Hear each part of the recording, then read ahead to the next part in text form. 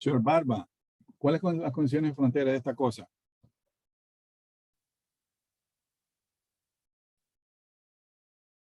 Señor Barba, recuerden las condiciones de frontera. Sí. Buenos días, doctor. En el extremo bien empotrado es la deflexión igual a cero y la primera derivada de la pendiente igual a cero. Y en el extremo libre es la fuerza cortante cero y el momento cero. Ya, entonces, ¿y cómo evaluamos la fuerza cortante? En la ecuación de EI sobre la tercera derivada de la, de la deflexión. Si ven la lata que me da, si ven la lata que me da, de nuevo al señor Barba, de nuevo el abogado Barba. Tercera derivada igual cero, ya está. En L igual a Claro, porque fíjense bien, si es que ustedes tuvieran la fuerza cortante dentro de la ecuación, entonces tiene sentido que usted me diga la derivada de tal o cual cosa, o la fuerza cortante fuera cero. Pero la expresión la tenemos en función de X. Entonces, todo lo que usted me diga como condición tiene que estar relacionado con X, si no, no me sirve. Entonces usted me dice, la función vale cero en cero. La derivada de cero vale cero.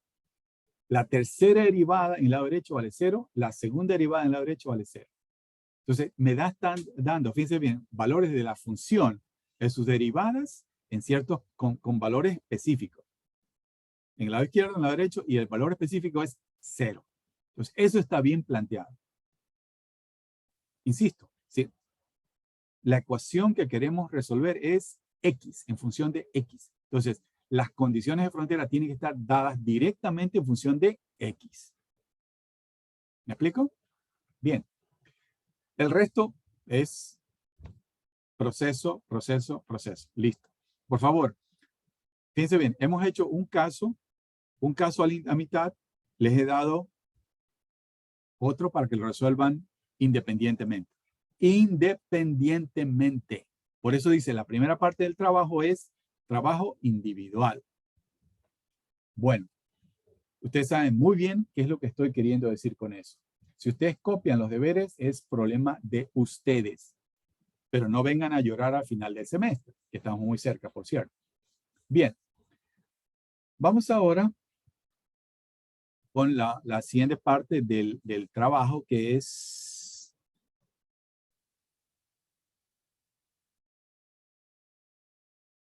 pueden ver mi nueva PowerPoint, Andreina. Sí, doctor. Listo. Entonces, hay muchos casos en los cuales la viga no se puede manejar como si fuera prismática. No se puede. Entonces, en esos casos, ¿qué hacemos?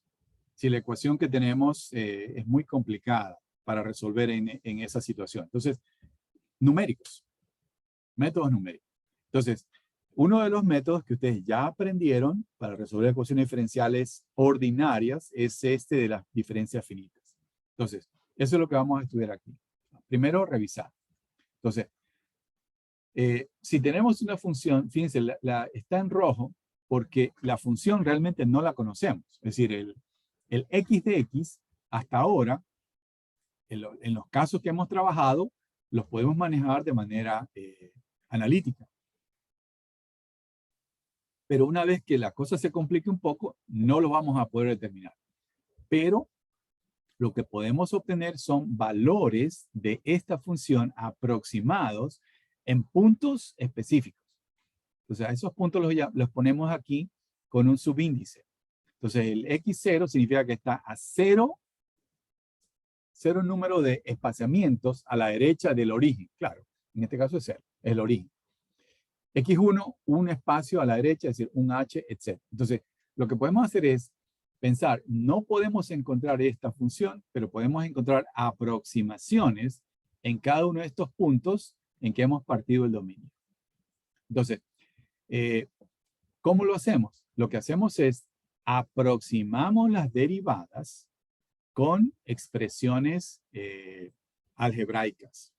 Entonces, si yo quiero obtener la derivada en este punto de aquí, entonces lo que yo tengo que hacer es coger el valor que está a la derecha, es decir, el valor aquí, menos el valor a la izquierda y dividirlo para 2 veces h. Y claro, este de aquí es una expresión bien común. Si yo tengo una cosa así, entonces tengo 3 valores aquí. Entonces yo cojo este de aquí y el de acá. Y entre los dos trazo una línea recta. Entonces básicamente, esta es la tangente del ángulo, que es aproximadamente la derivada, y eso es. Usted nota que esta curva de aquí es exacta, esta línea de acá es una aproximación. ¿Sí? Entonces la distancia de aquí a acá es 2h. Esta es la explicación de acá, etc. Entonces eso ustedes lo dedujeron en ciclo básico con todo detalle. Aquí lo interesante, y es algo que no hay que olvidarse, es el hecho que son aproximaciones.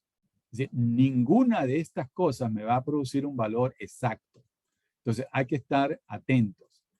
Entonces, ¿qué es lo que implica eso? Que implica que el valor de h va a ser una locura. ¿Cómo sacarlo? Pues ni hablar. Realmente hay algún par de recomendaciones aquí y allá, pero en general hay que hacer un poco de esfuerzo para chequear de que estamos bastante cercanos de la solución, que de paso no la conocemos. Entonces, por ejemplo, aquí, en este ejemplo, esta que está aquí, ¿sí? Es la ecuación para una función, la que sea, ¿sí? Ahí está. Entonces, C es una constante y beta es otra constante. Entonces, esta función que está aquí, entonces, yo la puedo completamente evaluar en ciertos puntos específicos. Entonces, lo que voy a hacer es, como yo tengo esta función, yo la puedo diferenciar, ¿sí? Y entonces, y también puedo evaluar esta función en ciertos puntos específicos. Entonces, a partir de esos valores de aquí, puedo aproximar la derivada. Y también puedo evaluar la derivada porque tengo la función explícita. ¿No? Entonces, para que ustedes vean cómo se puede implementar esto. Entonces, por ejemplo, tengo diferentes posiciones a lo largo de el eje X. Tengo el valor de beta X. Aquí no tenía la letra griega. Entonces, este beta por X es esto que está aquí. Una vez que tengo el beta X, yo puedo evaluar toda esta función de aquí. Entonces, estos son los valores de la función. ¿Sí? Entonces, yo le di un valor de la constante C. En fin, ya no me acuerdo cuánto es, pero eso es una constante. Ya está. Entonces, fíjense. A partir de estos valores de aquí, de hecho, estos valores de acá, yo puedo derivar esto de aquí. Y una vez que lo derivo, puedo evaluar explícitamente la derivada. Entonces, esto es exacto. Pero también puedo, tomando este valor de aquí y este valor de acá, puedo aproximar, utilizando las expresiones que tengo aquí, esta expresión de aquí, puedo calcular este de acá. Este de aquí, tomo este valor de aquí y este valor de acá y me sirve para calcular la derivada aquí. Entonces, por ejemplo, este de aquí es 1.1 negativo menos 0 dividido para 2h. El 2h es 0.1, entonces sería dividido para 0.2. Entonces es como si fuera 5 veces este de aquí. Más o menos es 5.5, probablemente este es un poquito menos de 1.1, 1.06 o algo 7. Entonces ahí está. Y de ahí simplemente lo copio hacia abajo. En este caso, yo lo que quería mostrarles es, he aproximado la cuarta derivada. Pero fíjense ustedes, la cuarta derivada yo necesito 2 puntos a la izquierda y 2 puntos a la derecha. Entonces, para evaluar este de aquí, yo tomo estos dos valores de aquí y lo utilizo acá. Entonces, si yo quisiera evaluar este valor de aquí, ya no tengo antes. Entonces, eso me va a implementar un asunto que tenemos que lidiar en el ejemplo que vamos a presentar a continuación. Una vez que tengo eso, reconozco que no puedo evaluar en estos dos puntos, empiezo en punto 2, avanzo con la misma formulación, que sería la de acá abajo. ¿Sí? Entonces, fíjense, aquí tengo, para que ustedes vean, esta es la función que está aquí. Entonces, esta función que está aquí corresponde a una viga que estaba empotrada en un lado y simplemente soportada en el otro. Entonces, yo no sé si notan, pero aquí como que tiende a aplastarse, porque la pendiente aquí es 0. Claro, le cogí a propósito un delta, un H, un delta X, relativamente no tan pequeño, para que se note el mensaje que quiero transmitir. Entonces, esta es la comparación de la cuarta derivada exacta, que es la curva azul. Entonces, esta sería la cuarta derivada, esto sería dx, perdón, de 4x a dx4. Y este de aquí es F4 aproximada, utilizando esta fórmula de acá. Entonces, en general lo sigue, pero hay diferencias. Entonces, hay que estar conscientes de eso, ¿sí? De que estas son aproximaciones y que el término que habíamos resaltado en la transparencia anterior, déjenme que regrese, es de orden h al cuadrado. Entonces, cuando ustedes utilizan alguna formulación para aproximar una derivada, tienen que estar conscientes de que el orden del error es relativamente bajo. A diferencia, yo no sé si alguien se acuerda cuál era el orden del error, por ejemplo, cuando aplicaban la integración de Simpson. ¿Alguien se acuerda del orden del error? ¿Alguien se acuerda? No, era quinto. Pero fíjense ustedes, cuando derivan orden cuadrado, cuando integran con una aproximación polinomio cuadrático, el orden de error es 3 órdenes más alto.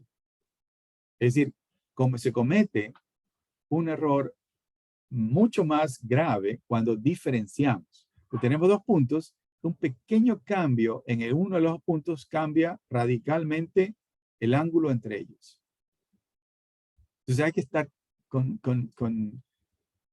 mucha conciencia de que este proceso tiene orden de error bajo.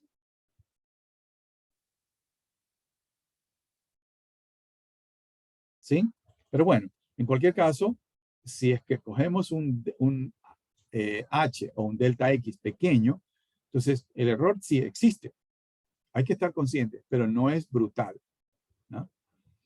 Si escogiéramos, qué sé yo, aquí punto 2, claro, ustedes van a ver que la diferencia es muy grande. ¿Sí? Ok, entonces, ¿cómo hacemos para aplicar esta locura en el caso nuestro? Vibración de vigas. Bueno, vamos para allá. Entonces, fíjense bien, vamos a tratar el caso de vibración de una viga simplemente soportada utilizando esta aproximación de diferencias finitas, que ustedes, insisto, ya estudiaron en ciclo básico. Entonces, esta es la ecuación que hay que resolver. Y cuarta derivada más masa por aceleración igual a 0. Entonces, esta ecuación de aquí, por favor, es importante que recordemos que eso se debe cumplir dentro del dominio. ¿Sí? Recuerden, dentro del dominio se debe satisfacer el equilibrio dinámico. Entonces, eso es dentro del dominio. Entonces, si quieren aquí, X, ¿se acuerdan en ciclo básico? Escribían así. Dentro del dominio se satisface eso de allí. Ahora, si es que el problema es muy complicado por alguna razón, entonces, ¿qué hacemos? Aproximamos. Entonces, lo que hacemos es una partición del dominio. Entonces decimos, ya la viga que está aquí, la partimos en pedacitos. Y lo que vamos a hacer es, vamos a tratar de aproximar un valor para la función en cada uno de estos puntos. No vamos a encontrar V, sino que vamos a encontrar una serie de valores de V en cada uno de estos puntos. Eso es lo que hacemos.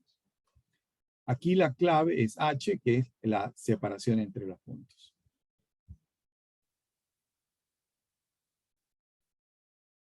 Entonces, aquí tenemos la cuarta derivada en X. Entonces, esa, como hemos trabajado, como la hemos expresado, como el producto de una función que solo depende de x y una función de que solo depende del tiempo, entonces esta parte que está aquí la aproximamos con nuestras diferencias finitas.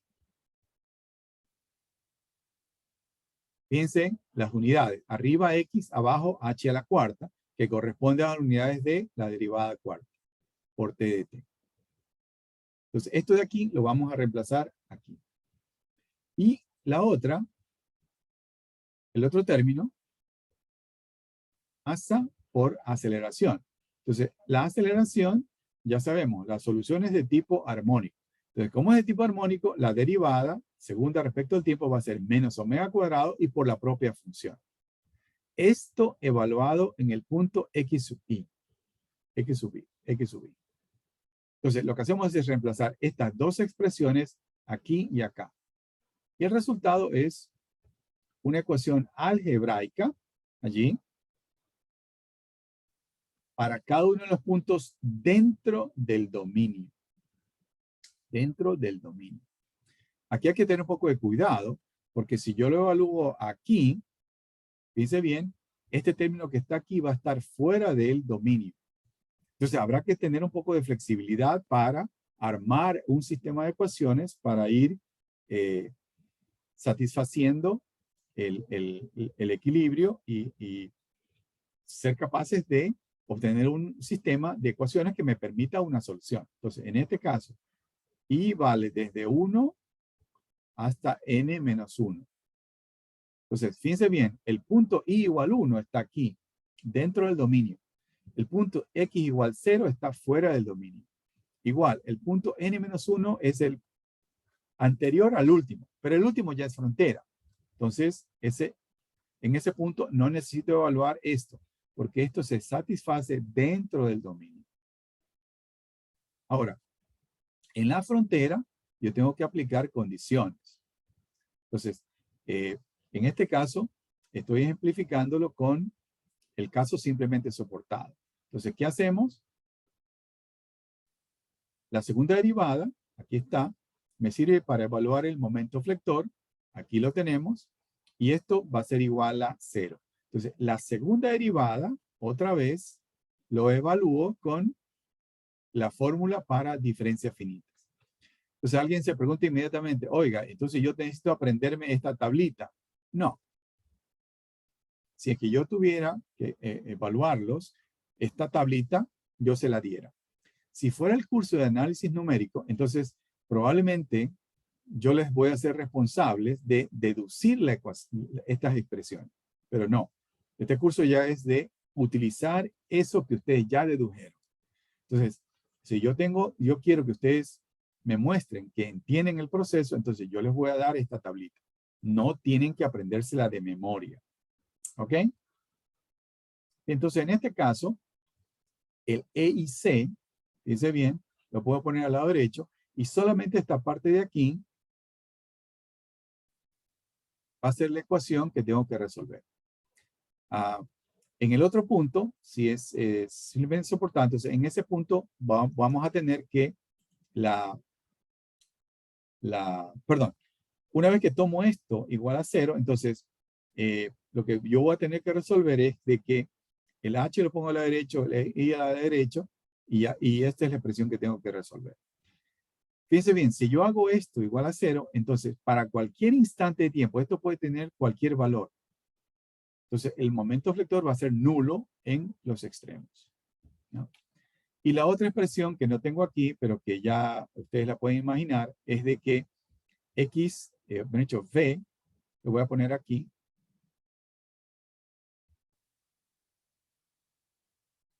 No sé qué pasa con esto. V en 0 tiempo. Entonces va a ser x en 0 por t de tiempo tiene que ser 0. Entonces simplemente lo que vamos a lograr es que x sub 0 es igual a 0. Esta sería la condición de frontera junto con esta de acá en el extremo izquierdo. Realmente en el extremo izquierdo deberíamos escribir x1 menos 2x0 más x sub menos 1 igual a 0. Y realmente esta es la ecuación que hay que evaluar, porque estamos evaluando en i igual a 0, que es el punto de la frontera. Esto habría que repetirlo en el lado derecho. ¿Sí? Ya está. Entonces, vamos a armar la locura. Entonces, lo he aplicado específicamente en este caso. 0 es un eje de 2 pulgadas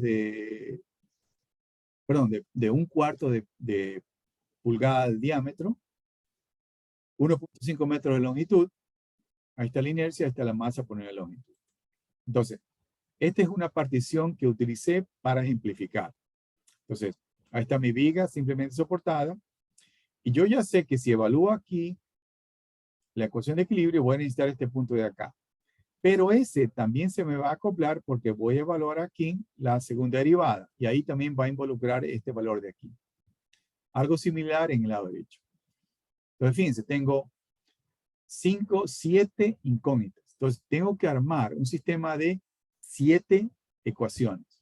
Entonces, van a haber 3 dentro del dominio, 2 condiciones de frontera aquí y 2 condiciones de frontera acá. 3 más 2, 5 más 2, 7. Ya está. Entonces, aquí está el sistema de ecuaciones. Es relativamente fácil implementarlo en una hoja electrónica. Entonces, aquí, esto ya voy a explicar qué significa. Y acá arriba, este es el subíndice. Entonces, este es el x sub menos 1, x sub 0, hasta el x sub 5, que sería este de acá. Entonces, lo que pasa es que esto aquí está multiplicado, ¿se acuerdan? Por x sub menos 1, x sub 0, hasta el x sub 5. O sea, multiplicar este vector por esta matriz, entonces toda esta columna está multiplicada por este valor de aquí, todo este de aquí por la de acá, etc. ¿Y qué son cada una de estas? Aquí está la explicación. Entonces, las 3 primeras son la aplicación de la ecuación de equilibrio en el punto 1. Por eso tiene aquí el punto 1. Entonces, yo aplico la ecuación de equilibrio en diferencias finitas en el punto 1, o sea, el punto aquí, y usted ve que relaciona desde el 3 hasta el menos 1. Por eso es que usted tiene aquí, estos valores de aquí son diferentes de 0. Luego la siguiente es en el punto 2, entonces relaciona desde x4 hasta x2, desde esta es desde el x4 hasta la x2. La otra es en x3, entonces va desde x5, hasta x1. Y estas 4 de acá son las condiciones de frontera. Fíjense en esta línea que está aquí. Entonces, solamente este término de aquí es 1 multiplicado por x sub 0 y en el lado derecho es 0. Entonces, significa que x0 es igual a 0. Entonces, básicamente nos da que la condición de frontera aquí es que la deflexión es 0. Y la otra ecuación, fíjense bien, es esta que está aquí, que dice que el valor a la derecha menos 2 veces el valor aquí más el valor a la izquierda tiene que ser 0. Entonces, esta es la aproximación de la segunda derivada. En el lado izquierdo, en el lado derecho. Preguntas, por favor. Preguntas, por favor.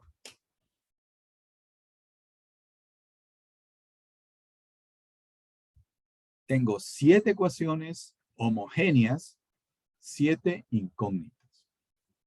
Entonces, ¿qué es lo que hay que hacer ahora? Entonces, déjenme regresar un poquito a la transparencia anterior. Entonces, esta es la ecuación que me servía para aproximar la ecuación original, que era esta de aquí, dentro del dominio. Y usted ve que aquí yo tengo la frecuencia. Entonces, ¿qué es lo que queremos hacer? Lo que queremos hacer es ir tratando de encontrar esa frecuencia. Entonces, lo que podemos hacer es ir chuteando para la frecuencia y calculando el valor del determinante. ¿Por qué hacemos eso? Porque va a ser muy difícil que usted tenga esta ecuación de aquí y explícitamente saque una ecuación algebraica para encontrar el determinante. Entonces, el determinante me va a producir una ecuación algebraica en la cual omega, la frecuencia natural, está elevado al orden decimosegundo. Es decir, va a tener algo por omega a la 12, más algo por omega a la 10, etc. Eso es muy largo. ¿Sí? Entonces, lo más práctico es prueba y error. ¿Sí? Entonces, en este caso, por ejemplo, lo que podemos hacer es ir asumiendo un valor de la frecuencia y calculando el determinante. Entonces, por ejemplo, yo aquí, ¿pueden ver mi hoja electrónica? Por favor, confírmenme que pueden ver la hoja electrónica. Sí, doctor. La positiva, pero. Sí. Entonces, lo que pueden hacer aquí es, por ejemplo, si tienen el caso de esta situación aquí. Entonces, por ejemplo, yo tengo mi hoja electrónica ya implementada. Entonces, lo que yo voy haciendo Doctor, aquí, solo se ven las diapositivas. ya, entonces déjenme allí. Ahora sí, la hoja electrónica. Sí. Entonces, fíjense, ¿no? Sí. Yo Sí, tengo aquí doctor. ya implementado todo el proceso. Y entonces aquí yo voy cambiando el valor de la frecuencia asumida. Entonces, por ejemplo, puedo cambiar el valor de, que sea de 45. Entonces, automáticamente el determinante se me pone positivo. Entonces, lo que puedo hacer es prueba de error para lograr que esto de aquí sea 0. ¿Sí? Y luego avanzo para tratar de encontrar la segunda y luego la tercera, etc. Recuerden que ahí no hay límite. Bueno, en este caso, me expresé mal. En este caso, como estamos discretizando, entonces yo aquí no voy a encontrar un número infinito de frecuencias naturales, sino que va a depender del número de particiones que haya hecho. Entonces aquí yo puedo encontrar 7 frecuencias naturales. ¿Quieren más? Hagan un H más pequeño, entonces tiene más incógnitas, entonces pueden encontrar mayor cantidad de frecuencias naturales. No hay más. Entonces, los modos de vibración. Entonces, esto es algo que ya hemos hecho en el capítulo 3. Entonces, ¿qué hacemos? Si nosotros tomamos la matriz, la matriz dinámica y ponemos uno de estos valores de beta y L, ya sabemos, esa matriz es singular. No puedo sacarle el inverso. ¿Qué hacemos? Tachamos una ecuación.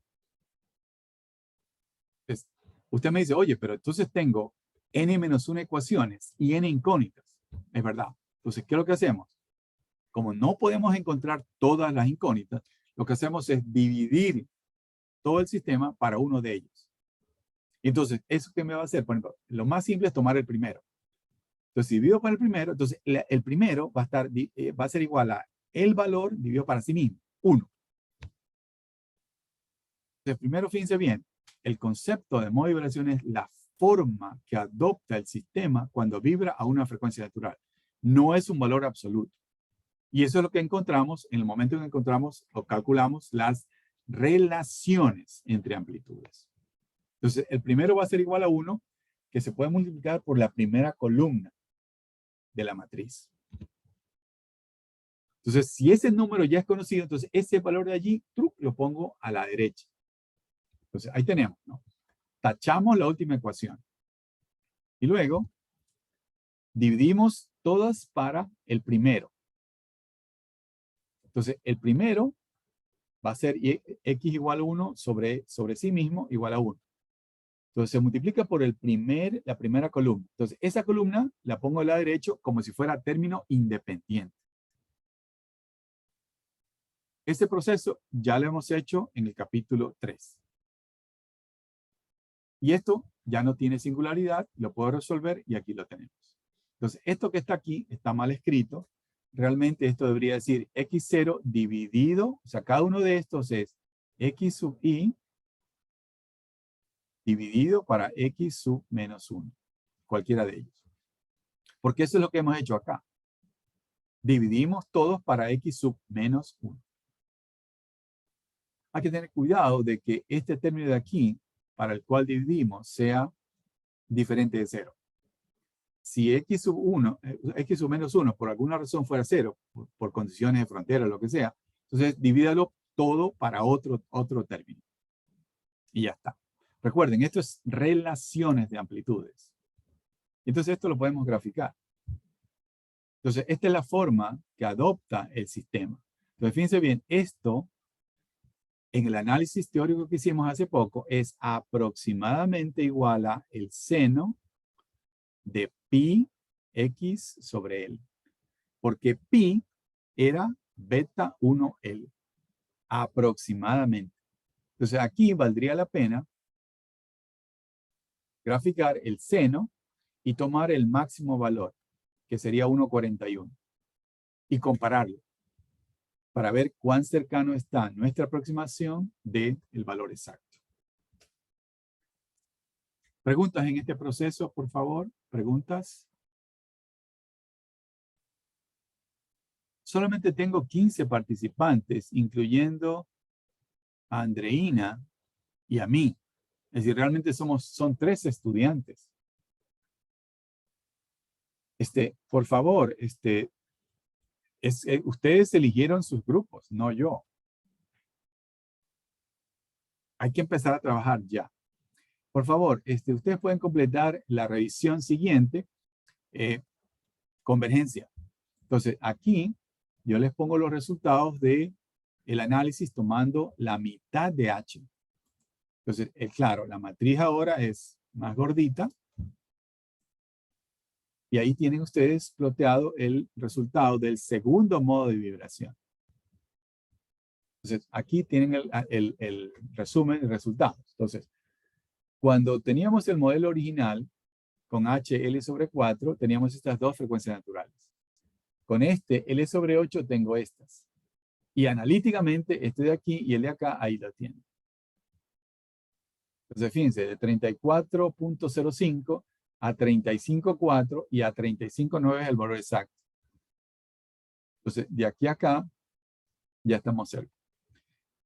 Conforme crece el orden del modo, hay mayor cantidad de curvaturas. Entonces, si yo quiero describir una curvatura bien alta, entonces el H tengo que ir reduciéndolo más.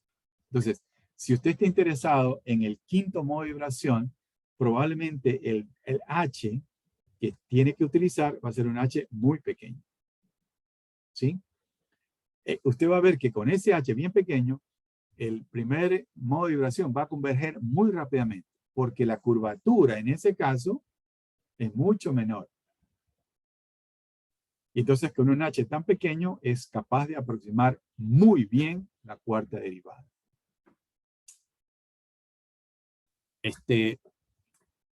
Para las jornadas técnicas del próximo miércoles hay un grupo que ya se ofreció a participar, pero necesito 2 voluntarios de esta clase para participar en la mesa redonda. Entonces, como no hay voluntarios, entonces yo voy a elegir de manera aleatoria. Ahorita que terminamos la sesión, yo le voy a pedir a Andreina, si alguien quiere quedarse, no hay ningún problema, para que me acompañe en la selección, para que ella sea testigo de que la elección fue aleatoria.